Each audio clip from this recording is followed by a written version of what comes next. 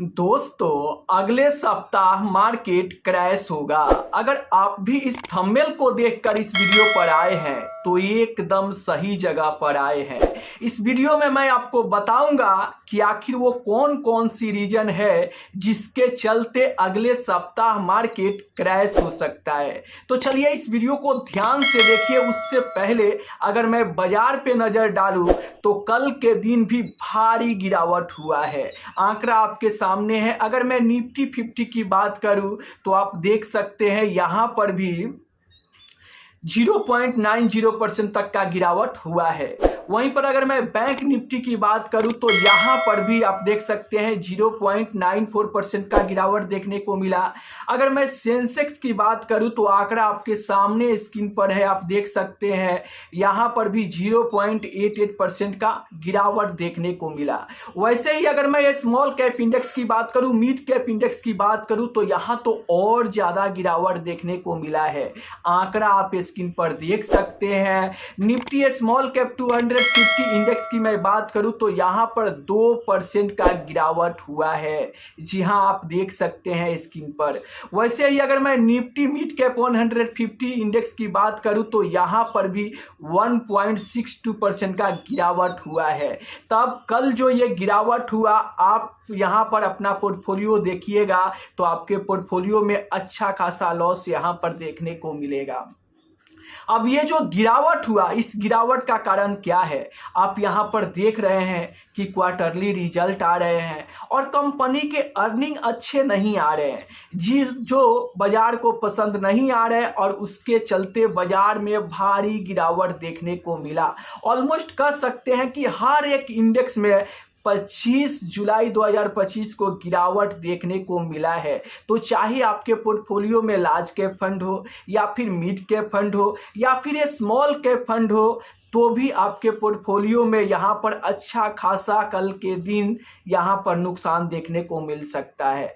अब रही बात, चलिए हम अपने टॉपिक पर आते हैं कि क्या अगले सप्ताह मार्केट क्रैश हो सकता है। तो देखिए, अगले सप्ताह मार्केट क्रैश होने का बहुत बड़ा जो रीजन है वो सबसे पहला रीजन ये है कि यहाँ पर कंपनी के जो अर्निंग है वो अच्छे नहीं आ रहे हैं और ये बाजार को पसंद नहीं आ रहा है, जिसके चलते बाजार में लगातार पिछले हफ्ते से गिरावट देखने को मिल रहा है।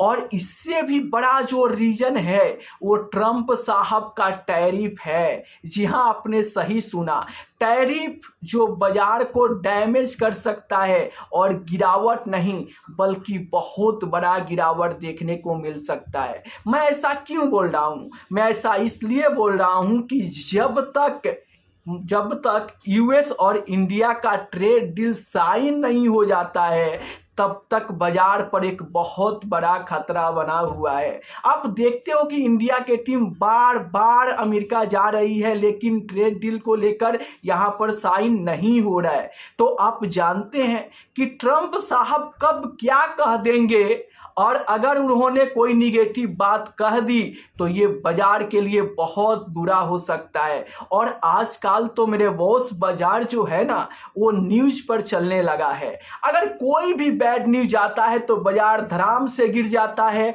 और उसी बीच अगर कोई गुड न्यूज आ जाता है तो बाजार में तेजी देखने को मिलता है। तो अगर मैं फाइनली आपको यहां पर आसान भाषा में बताऊं तो अगले हफ्ते मार्केट क्रैश हो सकता है। ये दो रीजन है, एक कंपनी के जो अर्निंग अच्छे नहीं आ रहे हैं, दूसरा जो रीजन है कि यहाँ पर ट्रेड डील जब तक साइन नहीं हो रहा है तब तक बाजार पे खतरा बना हुआ है। और इस बीच अगर ट्रंप साहब अगर कुछ भी निगेटिव बातें बोल देते हैं तो मार्केट में बहुत बड़ा गिरावट देखने को मिल सकता है। और वहीं पर ट्रंप चाचा अगर मुस्कुराकर कोई गुड न्यूज सुना देते हैं तो इस खबर से बाजार में अच्छा खासा तेजी भी देखने को मिल सकता है।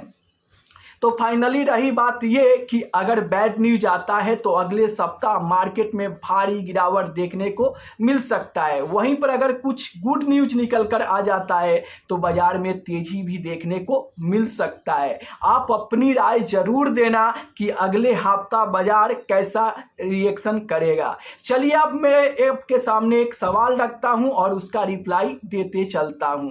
तो आज का जो सवाल हमसे पूछा गया है वो आप देख सकते हैं स्क्रीन पर। ये कॉमेडी टीम के तरफ से आया है। सर जी आप मेरे लिए भगवान समान है, आपका दिल से शुक्रिया गुरुजी, थैंक यू।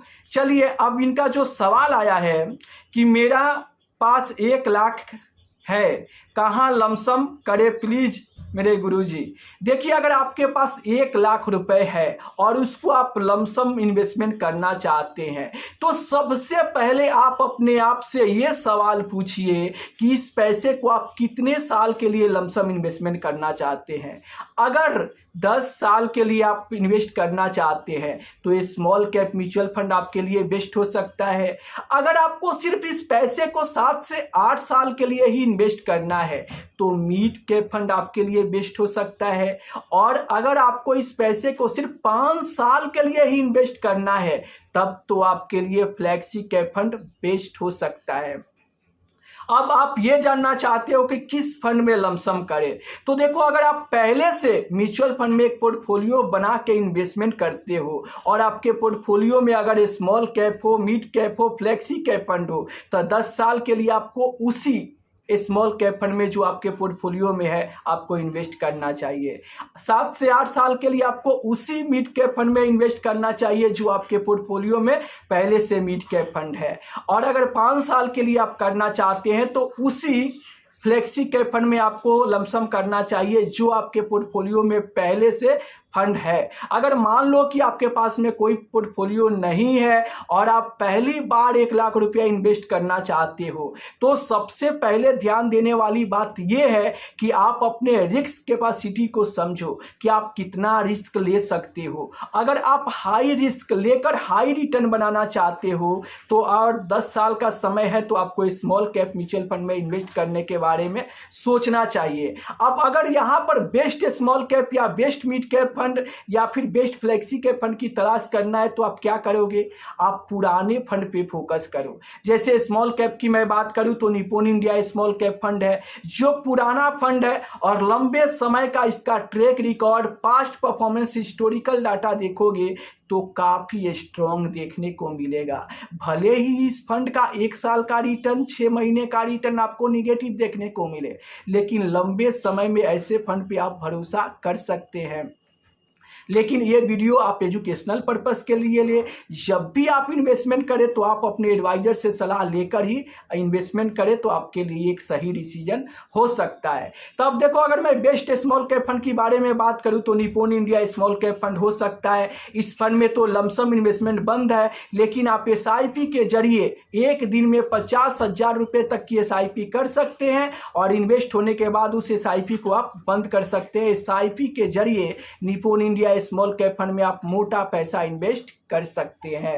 वैसे ही अगर मैं बेस्ट मिड कैप फंड के बारे में बात करूं तो Motilal Oswal mid cap fund है जो लंबे समय से अपने इन्वेस्टर को बम्पर रिटर्न बना के दिया है। तो यहाँ पे आप इन्वेस्ट करने के बारे में सोच सकते हैं, कोई रिक्वायरमेंट नहीं है, आप अपना रिसर्च करके ही इन्वेस्टमेंट करें। वैसे ही अगर आपको सिर्फ अगर 5 साल के लिए इन्वेस्ट करना है तो पारंपरिक फ्लेक्सी कैप फंड है या फिर HDFC फ्लेक्सी कैप फंड है। इन दोनों में से किसी भी फ्लेक्सी कैप फंड को आप लेकर और वहाँ पे 5 साल के लिए इन्वेस्ट करते हैं तो ये एक सही डिसीजन होगा। लेकिन आप कितने साल के लिए इन्वेस्ट करोगे, आपका रिस्क कैपेसिटी क्या है, ये आप ही जानते हो। इसलिए आप अपने रिस्क कैपेसिटी को देखकर और उसी हिसाब से आप इन्वेस्टमेंट करो कि आप कितना ज़्यादा रिस्क ले सकते हो। अगर आप नए इन्वेस्टर हो तो आप किसी एडवाइजर से सलाह जरूर लें और तभी आपको यहाँ पर इन्वेस्ट करना चाहिए, आपके लिए एक सही डिसीजन